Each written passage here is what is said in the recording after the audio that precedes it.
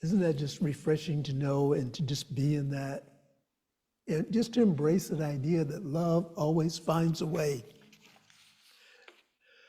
So I say greetings and welcome to Monterey Center for Spiritual Living. We're glad that you have chosen us for your spiritual uplift today. We're continuing our January series, Stretching into Possibility, which supports us in exploring practical ways to clear mental and emotional clutter, creating room for new possibilities. We embrace the power of mindfulness and intentional living to cultivate a fertile ground for transformation. And this is what our teaching is about. This is what life is about, transformation and growth. Our topic today is It Flows. And this invites us to dive into the natural flow of abundance and goodness surrounding us. Understand how aligning with this flow brings ease and grace into our lives, allowing our present to be the access point for good. And before I really get into the talk this morning, I want to acknowledge two significant things that are happening tomorrow that are also reflective somewhat of the divide that we are currently experiencing here in the United States. Tomorrow is the celebration of Martin Luther King Day. It is a celebration of his birthday, which actually occurs on January the 15th. However, since it is a federal holiday, it falls on the third Monday of January in each year. And tomorrow is also the inauguration of President Donald Trump. And there's been a lot of yak, if you will. And it's not yak. I apologize. I don't mean to diminish the emotional feelings and the what's the word I'm searching for? Anyway, the emotional stuff that is connected with Dr. King's birthday and the inauguration of President Trump occurring both on the same day. And so I did a little exploration myself to see, because I initially went to that place, this doesn't feel right, for these two things that are so diametrically opposed in terms of the position that these two individuals stand for, and the legacy of King that is about inclusion and possibilities and seeing beyond the divisions. And what I discovered in my research is that January 20th is set in the United States Constitution as the inauguration day for the incoming president of the United States. It's coincidental, and perhaps not coincidental, that both of these days fall on the same day this year in 2025. And so I mentioned that as an opportunity for us to just deepen our spiritual awareness of the truth that God is present in Dr. Martin Luther King, God is present in Donald Trump. Regardless of how we feel about these two individuals, the essence and the presence of God is manifest in both of these individuals, just as it is in each and every one of us. And I'd also like to just mention and do a plug for our Science of Mind magazine. The January issue for the Daily Guides is just absolutely fantastic. At least each one has resonated with me as, oh yeah, this is the way it's supposed to work. This is the way life works. And the guides this month are written by Reverend Kelly Robbins, who has been a contributor to the magazine for quite a few years. But I want to bring to your attention three of the daily guides that really resonated with me, and those were this past Thursday, Friday, and Saturday. Thursday's topic was change as a movement in life, and these tie in with our topic today, It Flows. And Reverend Kelly writes, nothing much in life is more challenging than change. Yet, change happens before anything new can be birthed. Now, sometimes we think of the birthing process as the delivery of a child or another animate being from the womb of a mother. And yet, we as we let old things go away, we're birthing something new in consciousness every day, every moment. You know, as we release those old thoughts that no longer serve us, we're creating the space and we're giving birth to something new to come into our lives. Change is necessary for us to grow and evolve. However, when we're faced with change, sometimes we just resist by just holding on. And I just want to use a little visceral example for you. Everybody, if you're willing, just hold your fist together. It doesn't have to be a tight fist, but just hold your fist together. So you're faced with a change. And this change is something that is not, the mind is not familiar with. So the natural tendency is to hold on, to resist, to be scared, and to resist what the change is that is taking us more, that is inviting us to give birth to something new in our lives. And so now I want you to relax your hands, just to relax your fist.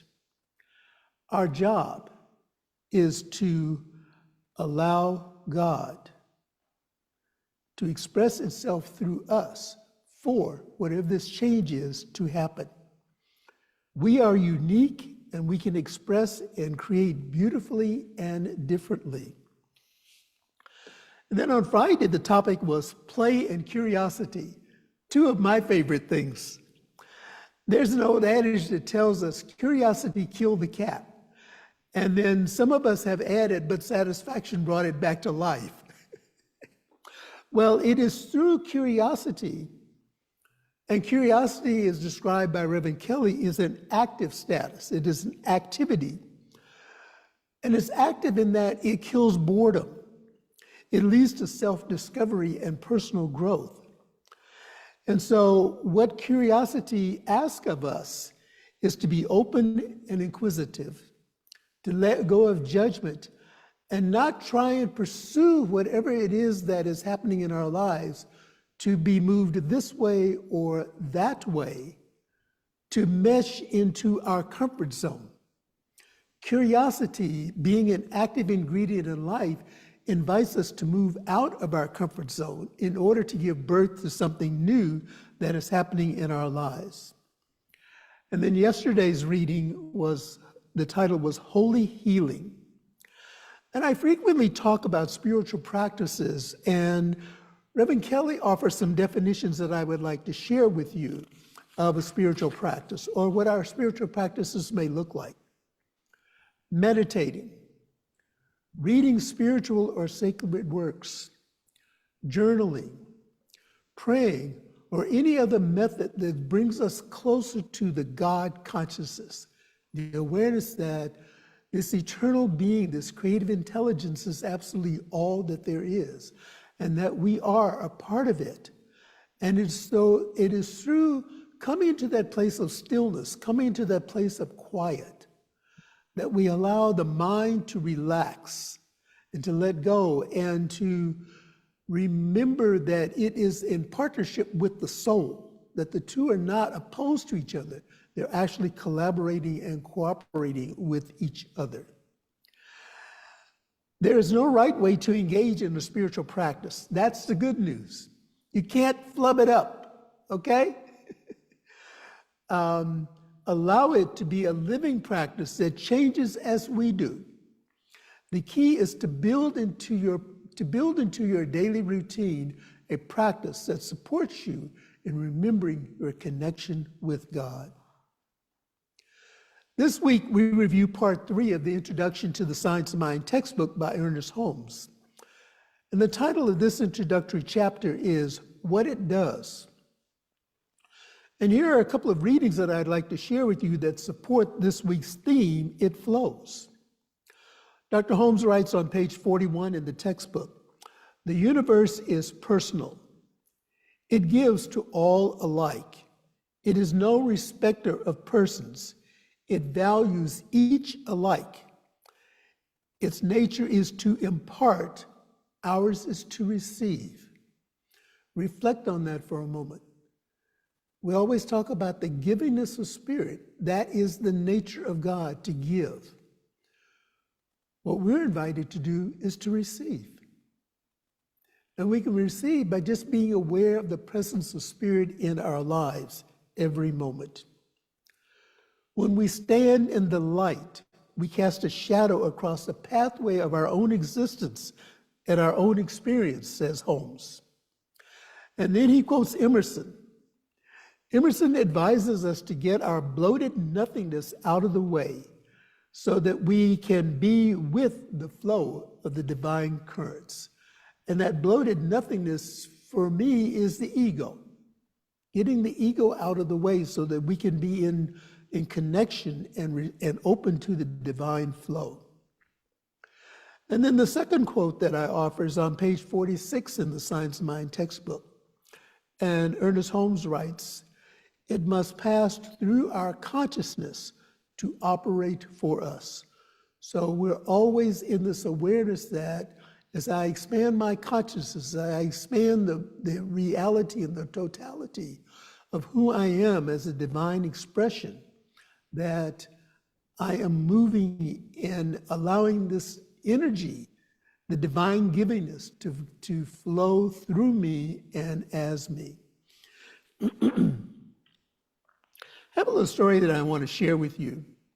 And I invite you, if you're willing, to close your eyes or to allow the gaze to shift downward and imagine that you are present at this event.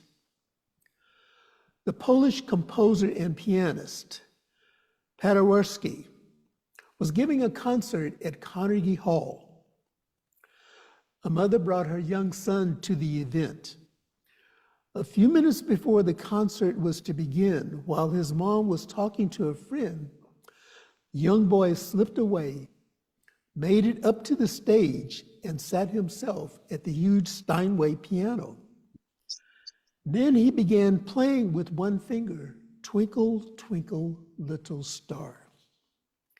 When his mother saw that he was on stage, she was mortified. But the audience quieted down and began listening. Amazingly, the house lights went down and a spotlight shone on the little boy. Then Paderewski walked up behind the boy and whispered to him, "Keep playing." With his left hand, the composer reached around the young lad and began filling in the bass notes to "Twinkle, Twinkle, Little Star." He played some running obligatos with his right hand, adding the upper register to "Twinkle, Twinkle, Little Star." So here sat the young upstart and the grandmaster playing beautiful music together. This is how God operates through us. And you may open your eyes. To fully embrace the philosophy and teaching of the science of mind, we're to understand how the law, which is mind in operation, operates. This requires more than just reading about it. We begin to connect the dots by observing the effects that is showing up in our lives, and we trace them back to our own mind and consciousness. So when we become aware of, or we're invited to look at the evidence in our lives, I'm thinking of our teaching symbol.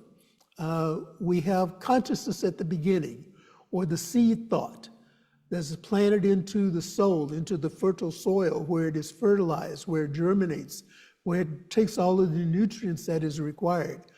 And then there's the manifestation or the demonstration. So if you want to know what your life is looking like, look at your thoughts, because our thoughts becomes things.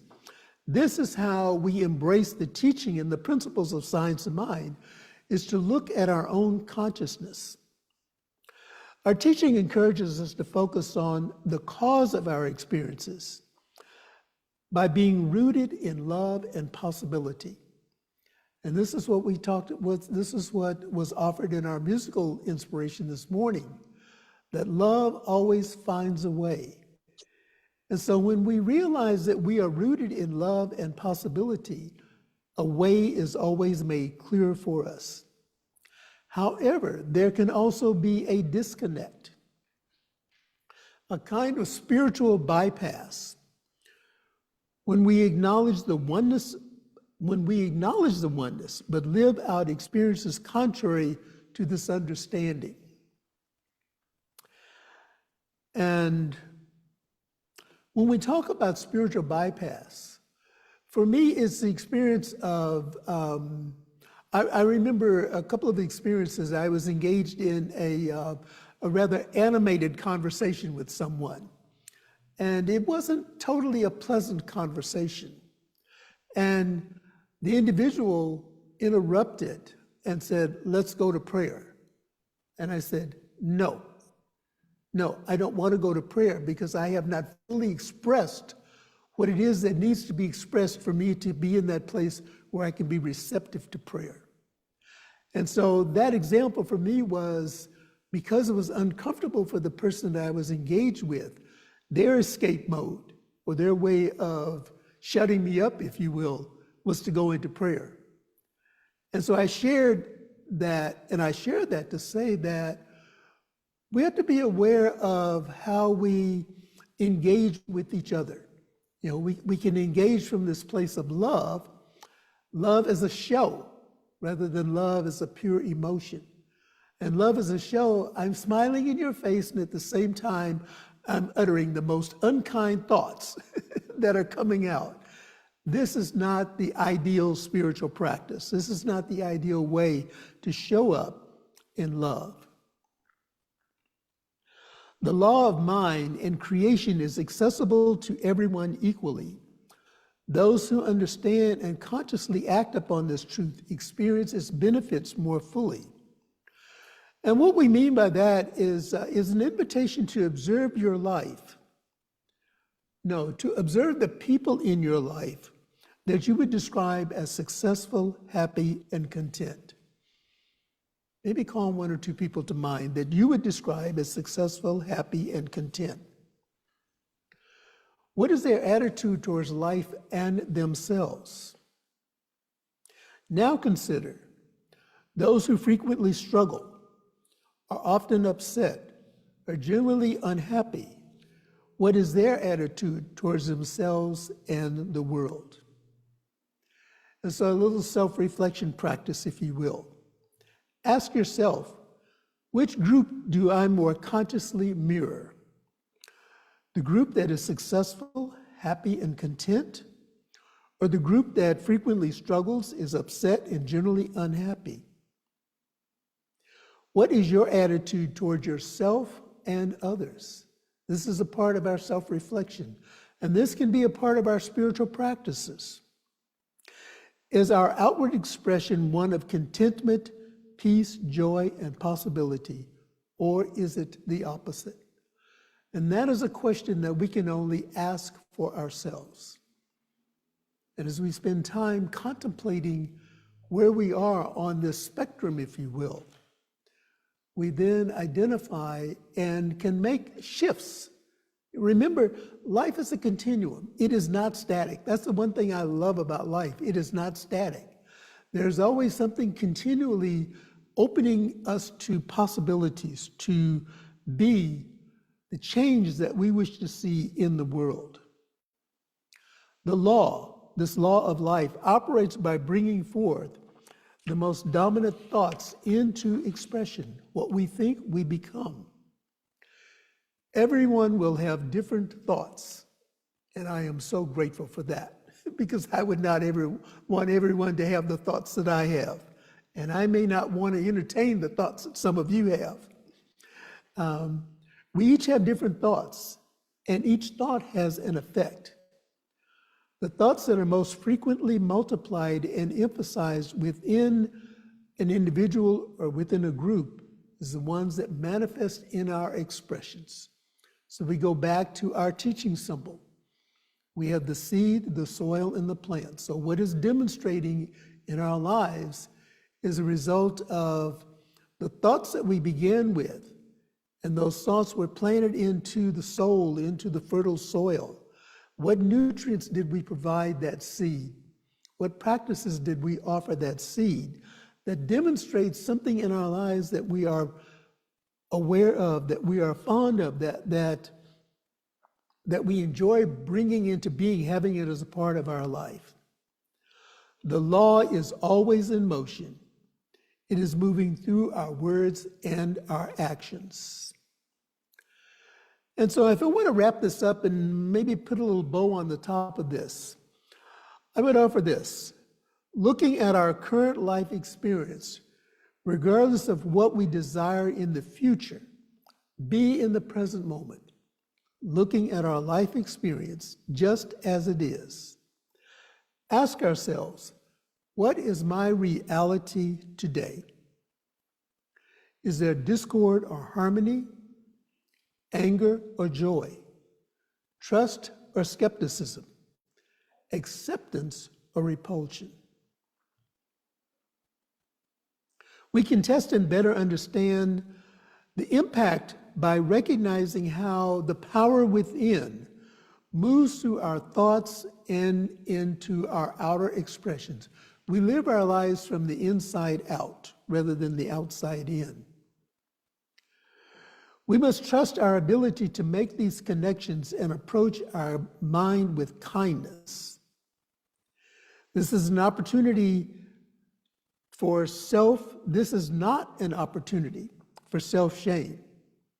It is an opportunity to awaken and harness our power and a positive charge in our lives. So as we're going through this self-examination, it is not an opportunity to shame and to blame. Yes, we call to mind those things that for us are shortcomings in our lives. And we know that as we embrace those and release them, because they are now complete, we're creating the opening for something new to be birthed. And I offer this closing quote from Reverend Dr. Michael Beckwith. And he says this: as we stop resisting the world as it appears to be and continue our spiritual sojourn into having an inner realization of our oneness with God presence, we are no longer creating resistance to the unfoldment of God that's happening throughout humanity. We are a participant in the unfolding. And I invite us now to say together our affirmation for the week, and we will have it on our screen. Divine nature flows as me, celebrating my highest good. Let us say that together again. Divine nature flows as me, celebrating my highest good. And invite us to turn together in prayer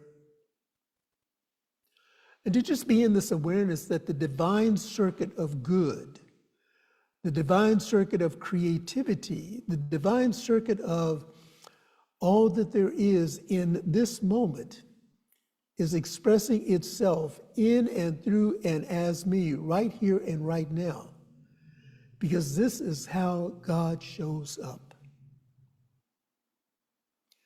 God shows up in the stillness, in the quiet.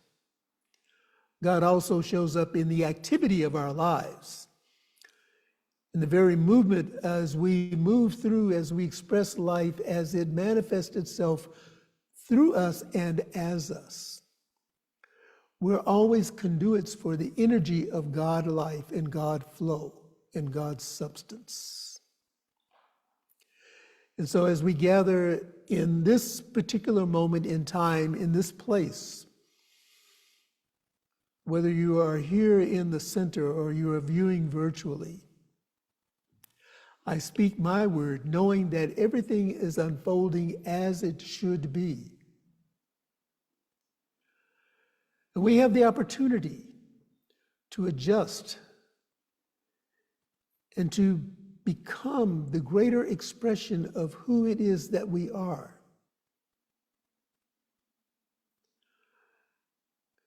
And I declare that as we spend the time in spiritual practice, in spiritual reflection, as we spend the time in the awareness of the allness and the goodness of life, that whatever is significant, that whatever is important, reveals itself in clarity, in ways that we can incorporate it and embrace it with ease and grace and elegance. And then as we give ourselves grace, the grace of love, the grace of mercy, the grace of compassion, the grace of gentleness, the grace of kindness, that this grace reflects in everything that is around us, because we are seeing with new eyes. We're in the flow of spirit. We're allowing this flow to remove obstacles that sometimes block us from recognizing the goodness of life. And so as we move through this life adventure, I speak my word this morning for those who are experiencing transitions in their lives, however those transitions may be showing up. Transitions moving from one decade of life into another. These known as birthdays. Transitions in moving from this physical plane into the immortal plane, this journey back to the divine.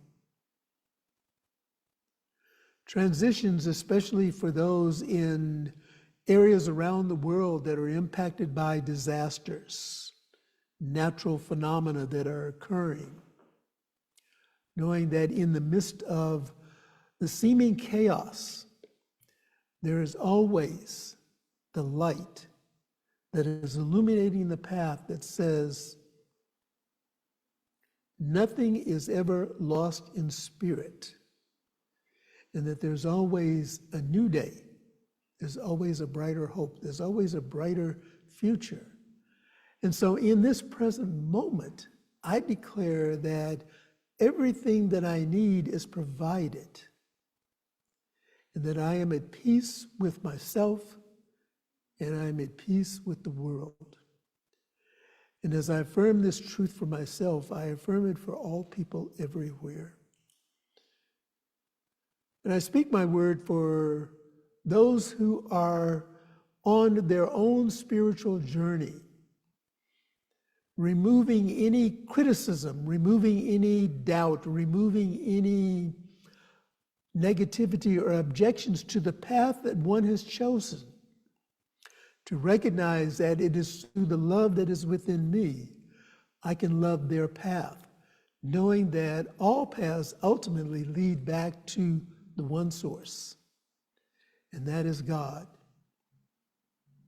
known by many words and appears in many forms, and yet it is the source of all that there is. And so for this and so much more, I am eternally grateful. Releasing this word back into that law which always says yes.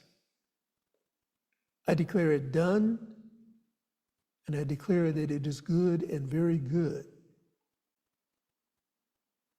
And if any of what I have said resonates with you in any way, let us affirm that together by saying, and so it is. And so.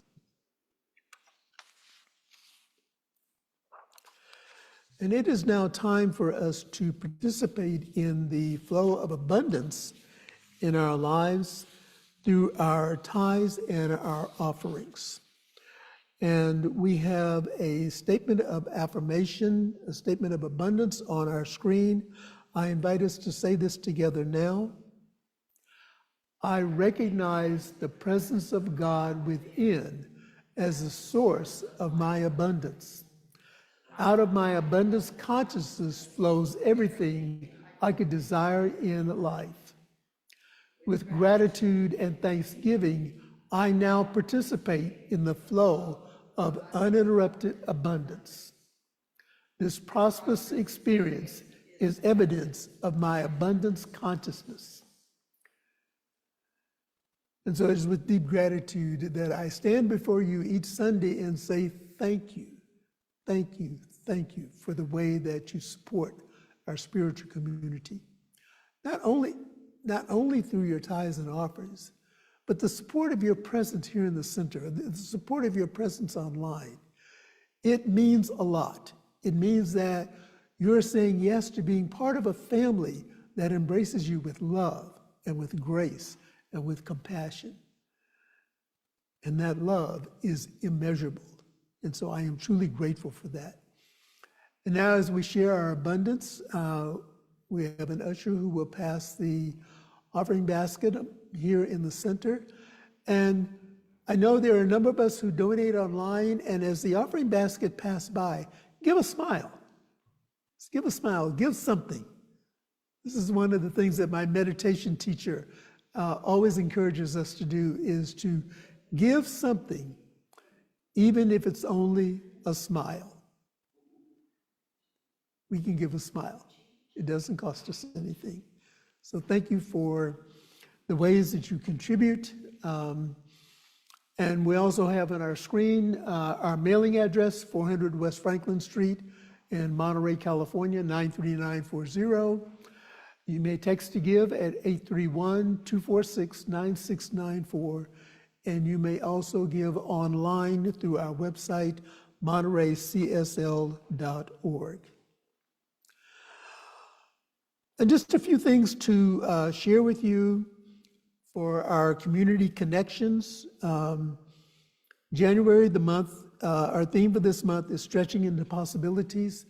And I invite you to visit our website, montereycsl.org, and go to our newsletter for a listing of our weekly activities and the monthly events and the celebrations that are not only taking place here at the center, but those that you can participate in non-locally.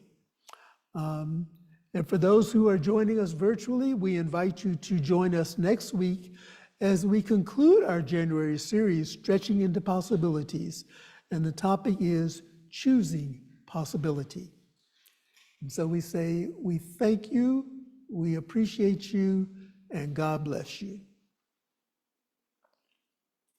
And now for